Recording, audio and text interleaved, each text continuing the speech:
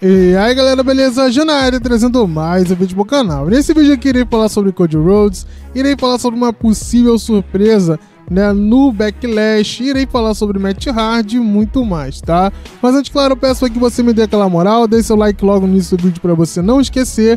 E se você não for inscrito aqui, se inscreva, cara, ativa o sininho, porque toda vez que está conteúdo aqui, você vai poder receber em primeira mão, tá bom?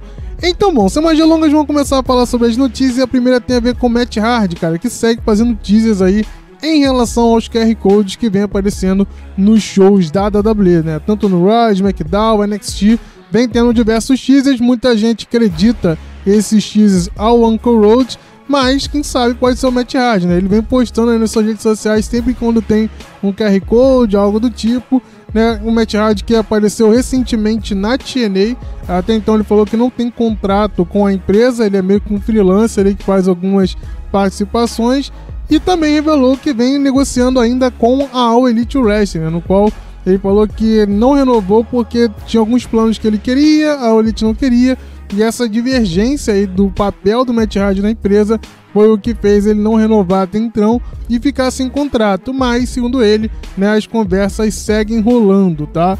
E aí eu pergunto pra vocês, que onde vocês acham que o Matt Hardy vai acabar ficando no final? Coloquem aí nos comentários. Ainda sobre a All Elite e os Hardy, quem tá bem próximo de retornar é nada mais ou menos que Jeff Hardy, tá? Segundo o próprio Matt, irmão dele, né, ele já está liberado para retornar aos rings e breve a gente deve ver ele na televisão. Falando de lutador lesionado aí no show da All Elite, vamos falar agora de Kenny Omega, tá? Segundo Will Ospreay, ele nunca gostará de Kenny Omega como pessoa, né? Ele, em recente entrevista lá na IW, né, o IW Unstriked lá, que é o programa de entrevistas que eles têm, né, foi revelado pelo Will Ospreay que ele nunca gostará do Kenny Omega como pessoa, porque ele tinha ele como ídolo e tal, idolatrava, né, o Kenny Omega, achava que o Kenny Omega era o cara meio que intocável na passagem dele pela New Japan, e quando o Kenny Omega sai da New Japan Pro Wrestling, né, ele pega e meio que passa o bastão tanto pro Will Ospreay, tanto para o Jay White, tá?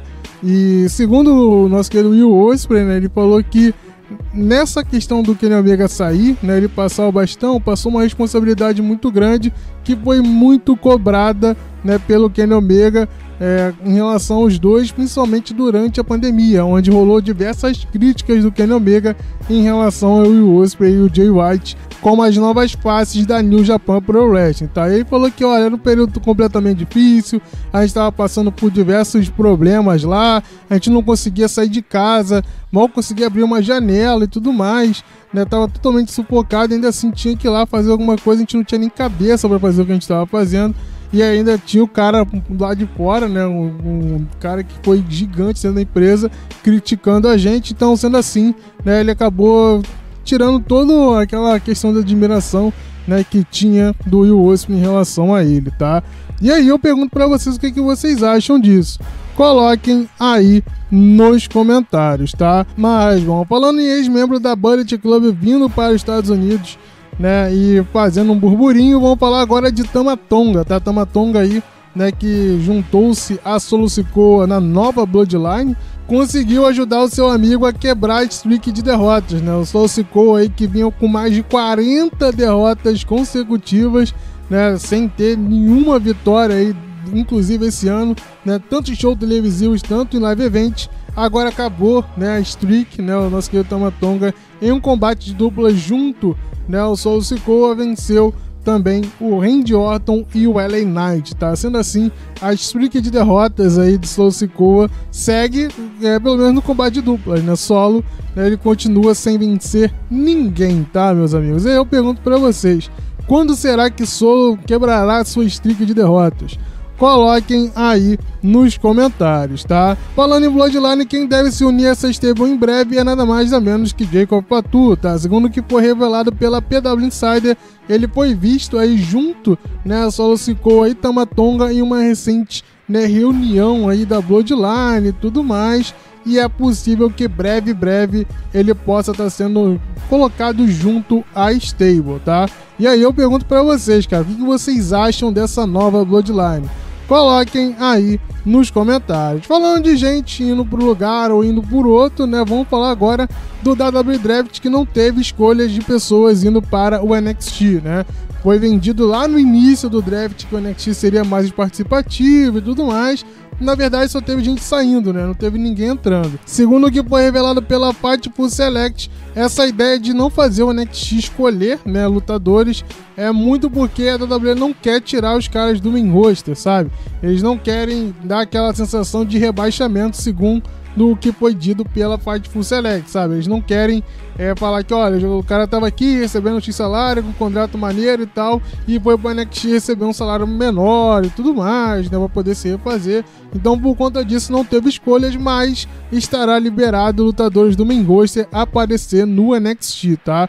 Eu, Tio Jean, não gosto muito disso, tá? Essa várzea ali no show do NXT, eu acho que ou você deixa os caras desenvolverem completamente, né, e ele fica só aquele roster mesmo do NXT, ou você até pode trazer caras do main roster e deixar lá, mas que fique um tempinho lá, sabe?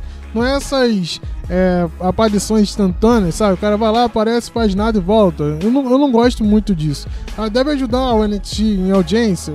A gente viu, né, pelo NXT dessa semana que a audiência não foi boa, tá? Se eu não me engano, na semana passada tinha batido 666 mil pessoas assistindo em média, e essa semana bateu 554. Então, menos de 100 mil pessoas, mesmo você colocando lutadores do main roster, vai aparecer. Então, não tá legal, tá ligado? É esse formato que deixaram o NXT ali completamente vaziado, onde qualquer um aparece, não é maneiro, tá? Uma das coisas que foi colocada nesse último NXT aí, que eu acho que vai sair com um ponto positivo, é a aparição da Chelsea Green, tá? A Chelsea Green retornou ao NXT, mas por um motivo específico. Seria para pegar o Robert Stone, né? Ou Mr. Stone, como você preferir, de volta. Que ele era o manager ali dela no início e tal, antes dela ser demitida.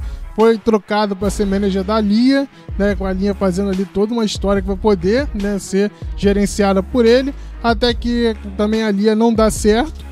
E colocaram ele há pouco tempo atrás para ser manager do Von Wagner, né? Só que o Von Wagner acabou sendo demitido. Sendo assim, ele não estaria com ninguém, né? E estão querendo juntar ele de volta com a Chelsea Green, eles que são amigos aí, né, desde a época de TNA. Então, eu acho que esse é um ponto positivo, sabe? Se for para descer para ter esse tipo de união, para ter esse tipo de coisa que não vai ficar só em uma participação qualquer, eu particularmente aprovo, tá?